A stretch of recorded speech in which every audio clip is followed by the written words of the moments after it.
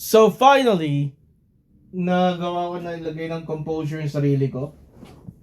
Unfortunately, my PC is still broken. Yung sira niya is on the USB port, hindi sa dongle. Kasi bumili ako ng multi-port, ayaw niya pa rin tanggapin yung dongle. So it's still the USB. Ang problema, bakit yung certain port na yun gumagana yung dongle, I mean yung multi-port, pero hindi. But I'm not here to discuss my issues with my PC. I'm here to review, react, and somehow recap the Metro Manila Film Festival movie that you, the viewers, that you, the audience, have voted on my social media, My Future You. Okay, so the premise is this is like parang may past and future version or timeline, and then there's a comment. It gave me Your Name vibes, Kimi no Nawa. So I assume that they will technically rip off the story of Kimi no Nawa, but after watching it, I think it's more of the concept na these two characters, Karen, played by Francine Diaz, and Lex Alexander Ramos, played by Seth Fedelin, past and future meet up and a comet. That's all na nakita ko sa inspiration nila kay sa Kimi no Nawa. There's no saliva drinking here. There's no memory loss, and there's no tragic a comet hit a certain province that eviscerated it kaya nawala sa timeline, and the future will somehow prevent that from happening. There's no evacuation here technically, and there's no Francine Diaz touching her boobies. Gay. So we meet our characters. Lex, who is an orphan, survivor of a ship called MV Maricar, separated from his brothers. And inampun siya sa Cebu. He's living in Cebu studying fine arts. We got Karenina Lopez. Karen. She is very close to her father Tony. However, an incident involving a mistress caused Karen's parents to split up, and now she is living with Bonbon, her little brother, with her stepdad na tawag niya ay Tito, si Tito Miguel. Yan. And these two both wish upon a comet na I assume that the wish is they want their family whole again. And some way, somehow, they got this chat app at nag-usap sila. And this is all the development ng kanilang relationship. I like the dynamic ng dalawa. I know yung mga tao, I like read the comments regarding sa trailer ng My Future You. Puro daw landian. It's a blatant rip up. No, it's not. It's parang natural yung flow nila sa discussion nila. It's like they're like chatting in a typical chat box, okay? I assume na yung mga nagkikritik, they didn't even give the movie a chance to be watched. So their opinions are invalid. Now I watched the movie, I think my opinions are valid. The first thing you'll notice is with Lex's phone, yung phone niya medyo luma. And this is the hint na Lex is living up in the past. And we get the notion that Francine's character, Karen, is living in the future given with the phone she's using. And with the picture you're seeing, Seth is using wired headphones. Lex is using wired headphones. Karen is using wireless headphones. Yun. So they decided to meet up. Typical chatbox meetup to Kilometer Zero sa Luneta, harap ni Rizal, 7 p.m. September 14. Di sila nagkita. September 15, last chance, di sila nagkita. And then they went into an argument. Lex being like a mature guy, di ba? Dahan-dahan lang, they discussed this and found out Lex is living in the past, Karen is living in the future. And they kind of tampered with the timeline para mag-lead up to their wish. So technically their wish is yung kanilang pamilya maging whole again. So Karen helped Lex get back to his brother kasi naging kliyente ni Karen sa real estate yung kuya ni Lex. Ngayon nakuha ni Karen yung info, sinend niya over ito kay Lex in the past in order for Lex to meet up with his brother in the past.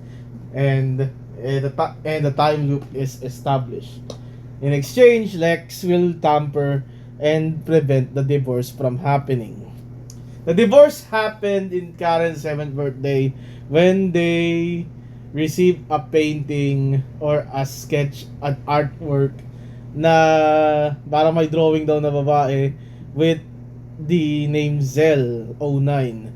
And yung nanay ni Karen inassume na yung Zell is Hazel, babae ni Tony, yung tatay ni Karen. So in order to prevent that, Seth did Lex in an email to Tony para ma-prevent yung mangyari. However, Tony died when the timeline was altered. Resetting again, mas malala, kinasuhan ata si Tony in Singapore at nakabuntis si Bonbon. So Seth or Lex in character set up in a 3-day journey to fix everything.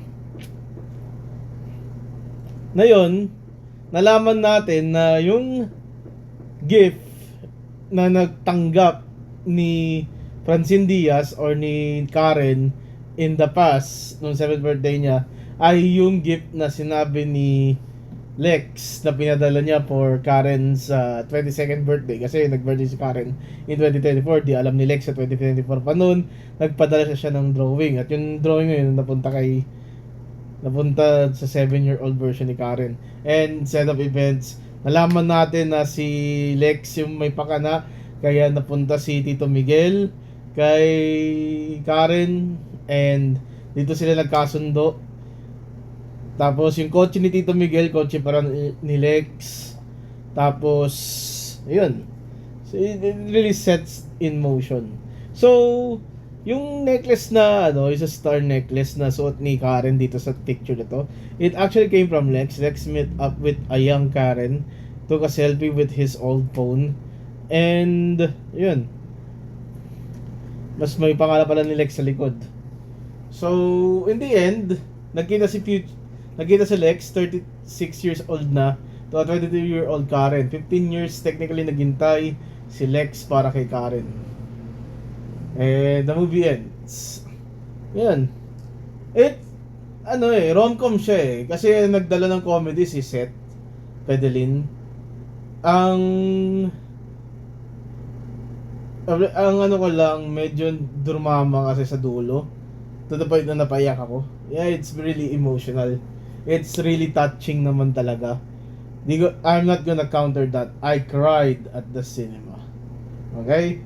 And I still hate rom-coms. I have a long-standing hatred on rom-coms. So, yun. And, yeah. This movie saved rom-com.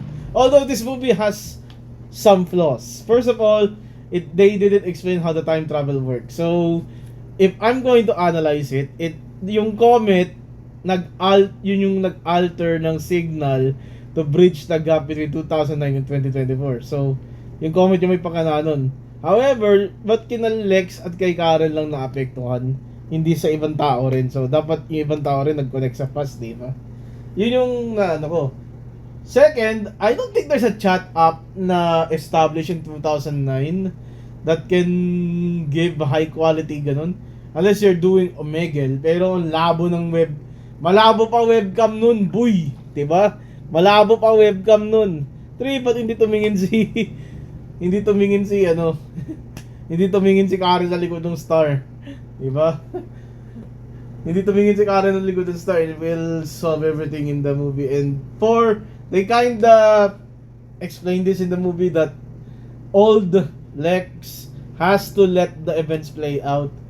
Pero he's still a douchebag na inayaan niya si Karen na tumambay sa ulan tapos siya ano lang. Pwede naman siya hindi magpakilala eh. 'Di ba? Okay? So yeah. Third best picture siya sa Metro Manila Film Festival. So natalo niya ang uninvited.